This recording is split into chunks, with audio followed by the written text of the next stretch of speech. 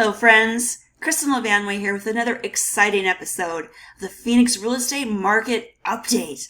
I know you've been waiting with bated breath for this, but before I jump into some really fun stats, I want to talk a little bit about a subject that's been weighing heavily on us for a number of years now, and by that I mean toilet paper. Why do I want to talk about toilet paper? Well, what's happening with toilet paper is kind of what's happening with the Phoenix real estate market. No, I don't mean that the Phoenix real estate market is going down the drain, okay? What I'm talking about here, spoiler alert, is supply and demand. If you haven't noticed, the price of toilet paper has gone up, like 10% or so. Why has the price of toilet paper gone up? Because we are building fewer homes. Because we're building fewer homes, we're buying less lumber, which is driving the price of lumber down. And as a result, there are 2 sawmills in Canada that have shuttered their doors. That has created a big shortage in the supply of wood pulp that's used to make toilet paper.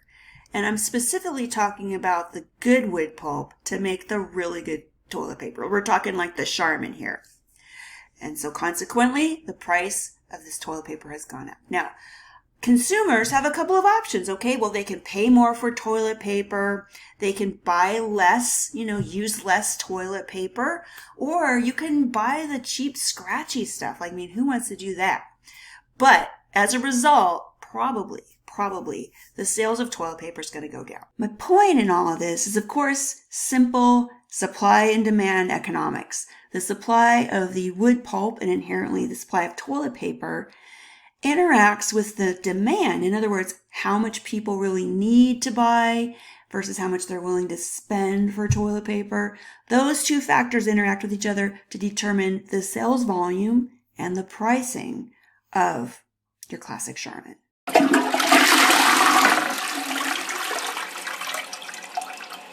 All right, enough about toilet paper. Let's get back to the Phoenix real estate market. And let's take a look at the Cromford Market Index. And this is an index that gives us a 3 to 6 month look ahead at where the market is headed. So 100 on this index is a balanced market. That's right here. And when we have a balanced market, that means prices are going to be flat. That means they're going to follow along with the rate of inflation, and neither buyers or sellers are really going to have an advantage. Now, our market was kind of in a downward trend there for a while. And in October, starting in October, we actually had a buyer's market, a little 4-week buyer's market there, just a little bit. But as you can see, since the end of November, beginning of December, things have been sort of trending more in the direction favoring sellers. And we are now in a baby seller's market. This is a breakdown of the Cromford Market Index in terms of supply and demand. So demand is the red and blue is the supply. And as you can see overall, you see some changes with demand, some swings there, but they're not nearly as dramatic as the changes in supply. In our market, supply has really been the big driver of where prices are headed. So we're all familiar with back here, 2005 through 2011-ish. This was the big crash. You can see what happened is supply, we had a hot market because of all the investors, the money dried up, and then everyone put their houses on the market, and it drove supply up rapidly. Meanwhile, demand was going down because the supply of money was going down. And so it ended up being, this catastrophic crash in our housing market.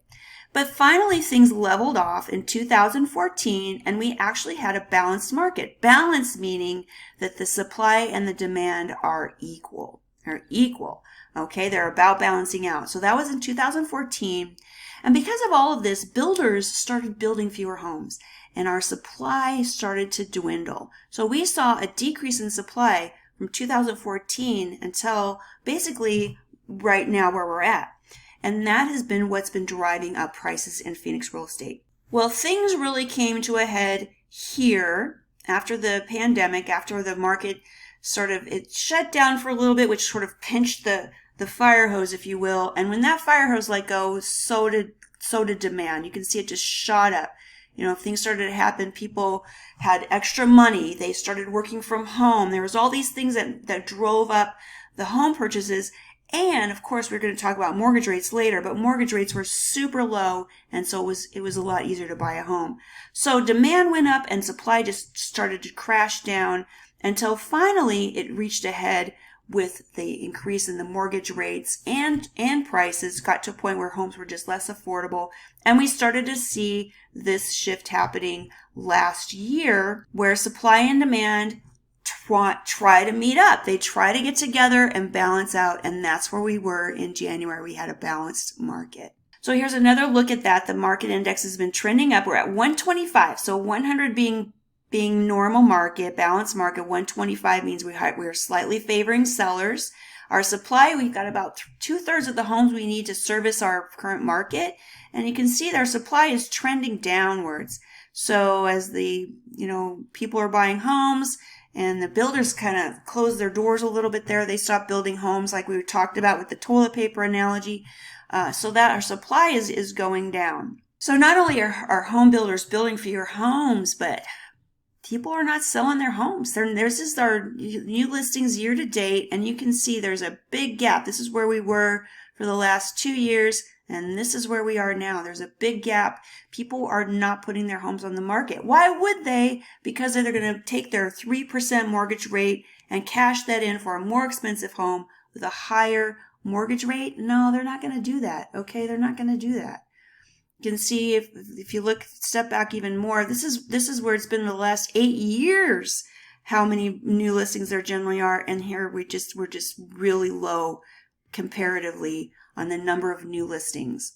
This is 2014 here. This is when we had that balanced market. Here's where we were last year. And whoa, here's where we are right now. Big gap. People are not putting their homes on the market. That is really impacting our supply levels. So meanwhile, what's going on with demand? Well, demand was going up. It's been going up as the mortgage rates kind of sort of leveled off some. Demand has been really affected by our mortgage rates. And as you can see, they're starting to trend up again. We actually touched on the 5.99 on certain indices. If you're really looking for some good news there, a little silver lining. But right now, everything is pointing to 7%. In fact, I know from talking to some of my lender friends that, that's where they're putting people in right now. It's 7% with points. So the cost to borrow money has definitely gone up.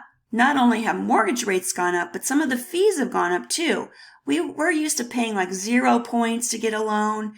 Closing costs are fairly low. But now, not only are you paying points, but there are these additional fees that are being added in certain circumstances for different credit scores. So if you have a lower credit score or a higher loan to value range, then you're going to be paying a little extra fee. Different kinds of purchases, all of these things now, there's some additional fees that are being applied to those closing costs. These are initial fees. They don't necessarily impact the overall mortgage rate, but they will impact your closing costs. A little bit of good news, the FHA has announced that they're lowering the mortgage insurance premium rate that they charge on purchases made with an FHA loan with a loan to value of more than 80%. In other words, if you put less than 20% down, you're paying this mortgage insurance premium. There's an upfront premium that you pay as part of your closing costs, and then a yearly premium that you pay every year. For the last few years, it's been 0.85 of the loan value, the loan amount that you're paying every year. They've reduced it significantly. It's now 0.55, so 0.3% reduction that you're paying every single year on that loan. It can lower a typical borrower like $75 less per month you're paying. So that's some good news. All right. So in a nutshell, again, back to the toilet paper example, price determines how much people are going to buy, right?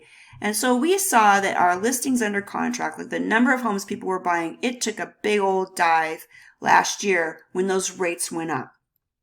We started to see a little bit of relief here in the beginning of January. We started to see more homes going under contract.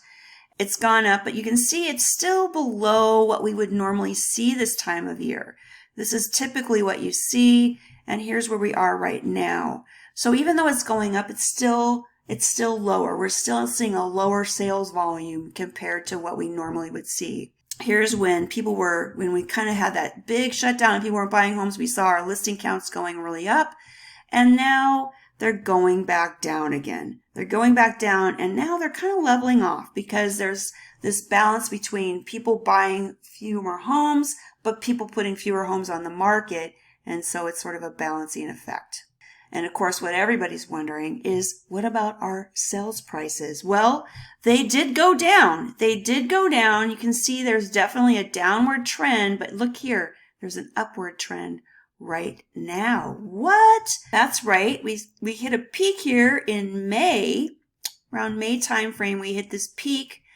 And then, of course, the prices started to correct. I don't think you can necessarily call it a crash, but there was definitely a correction, and it was really needed. Prices were going up way too fast, and now you can see it's kind of leveling off, and it's actually, there's a slight upward pressure on prices right now. So this news of the sky is falling, it's clickbait, people. It's clickbait. That's really not what's happening. And you're seeing more and more headlines like this. It seems like every single day, people are predicting these 50% drops in prices and things like that. But as you can see, the prices have already come down. That correction has pretty much already happened. It really does look like we might be looking at this being the bottom. Basically, how bad has it been? Well, since the peak, since May, what we've seen is that median prices have come down about 14%. So we were at 480, now we're about 413, which is still significantly higher than they were 2 years ago. Because it's a little harder to sell a home now, sellers are offering more concessions. They were offering concessions on about 12% of the purchases. Now it's up to 48%. Almost half the purchases are coming along with some sort of seller concessions. The median concession amount is up. It was at $3,500 back in the peak. Now it's almost $6,000 in seller concessions that sellers are offering to buyers to get that home sold. And the median days on market is up from 7 days to 36 days. So there's definitely some shifts that are happening. But as you can see, this is the contract ratio, and this is like a little bit of a temperature gauge. It measures the amount of homes that are on the market versus the amount of homes that have gone under contract. And you can see, despite all the gloom and doom that everyone's predicting, this is an upward trend, okay? This is an upward trend, and we are now out of the cold weather here, and we're now in sort of a warm market, if you will.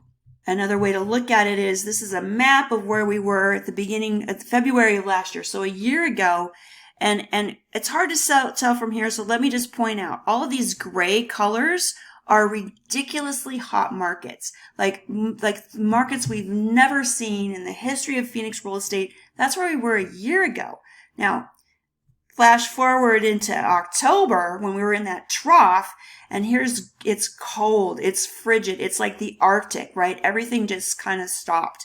Where we are now, this is probably normal. This is probably normal for Phoenix real estate. You can see a nice mix of a little bit of a hot market here and there, some cooler markets there and there. Overall, though, it's just leveling off. So looking forward, we cannot predict anything at this point. Who knows what's going on with mortgage rates? Who knows what's going on with people, what people are doing, feeling about the economy. But here's what we're seeing right now. Okay. This is what's on the market right now. This is under contract prices. This is closed prices, and this is the actual sales price. These are all really, really close together. But you can see that they're very flat. These are very flat. This is a very stable situation right here. Now, inexplicably, people are putting their houses on the market for higher prices. They're feeling pretty optimistic. I don't know why that is. But you can see we've got a lot of stability here in the market as far as what's being sold. So what's the bottom line? In a nutshell, if you're a seller, yes, it's looking a little better for you, but anybody who tells you it's a strong seller's market and you can just have a high price and expect people to just be flooding in to buy your home, that's probably not going to happen. There are still plenty of homes that are sitting on the market that are overpriced, that are not getting the looks. So you're going to probably have to be a little more aggressive in your marketing. If you're a buyer, know that yes, it's right now the mortgage rates are high. There's some additional fees and things like that. So really look at your budget. Know that, you can refinance later, but still, who wants to really jump into a gigantic mortgage? You want to feel comfortable, because you never know what's going to happen. But when you're out there looking for a home, know that there are a lot of sellers who are frustrated and might be willing to offer you some concessions that can help with either reducing your closing costs or buying down your rates so it's a little more comfortable. So a lot of information there. I hope it's helpful. Good luck on your toilet paper purchases in the future, and I'll see you again real soon.